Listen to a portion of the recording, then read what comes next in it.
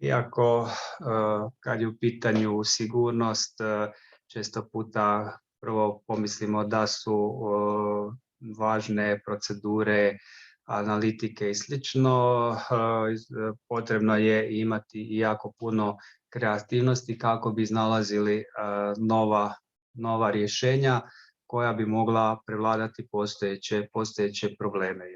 Kad je u pitanju prometna kultura, kreativnost dolazi na plodno tlo i kreativna rješenja su nešto što su uvijek dobro došla za rješavanje problema vezanih uz nedostatak prometne kulture. Vježbe koje sam koristio sam iz knjige Kreativnost 4.0, evolucija i revolucija, autora Darije Korkut i Roberta Koppa.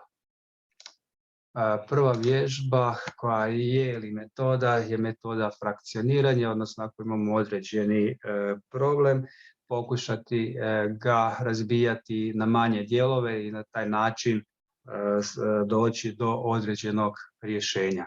Znači prvi korak je definiranje srži problema. Ja sam u ovom slučaju odlučio kao i na vježbi odabrati odabir vrste prijevoza na posao ili školu kad je važan sastanak. Tamo sam išao sa vlakom, a ovdje kako će se odlučiti da li će ići vlakom ili nekim drugim oblikom prijevoza.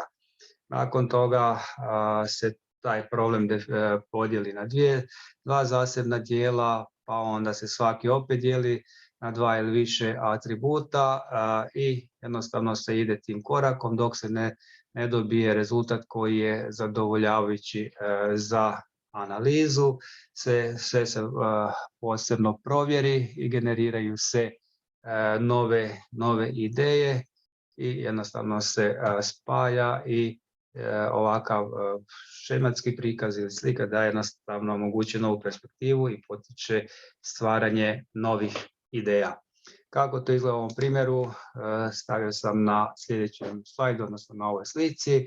Ja sam u ovom slučaju imao odabir prijevoznog sredstva, mogao sam izabrati javni prijevoz ili vlastiti prijevoz. Kod javnog prijevoza mogao biti gradski, s obzirom da sam iz Zagreba, to je prvenstveno ZET, ali ima i drugih poput Samoborčeka, a mogao sam i koristiti željezničkog prijevoznika, u ovom slučaju HŽ putnički prijevoz.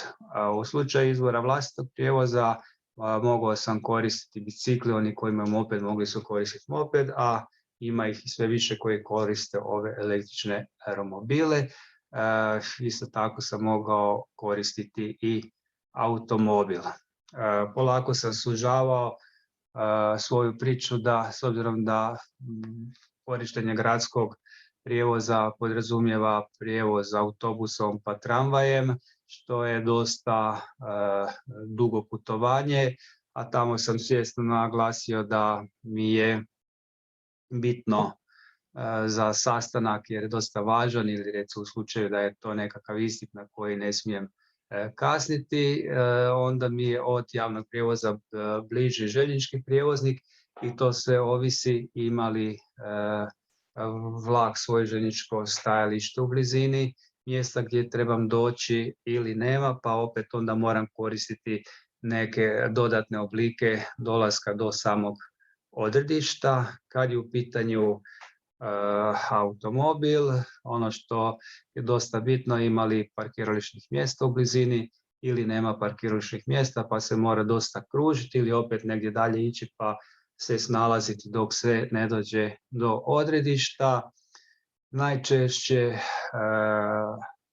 s obzirom da to nisu tako česte situacija, ali kad je situacija nekog vrlo važnog sastanka do kojeg moram doći točno određeno vrijeme, najčešće koristim automobil jer to mi je garancija sigurnosti pravovremenog dolaska na mjesto gdje će se i takav sastanak održati.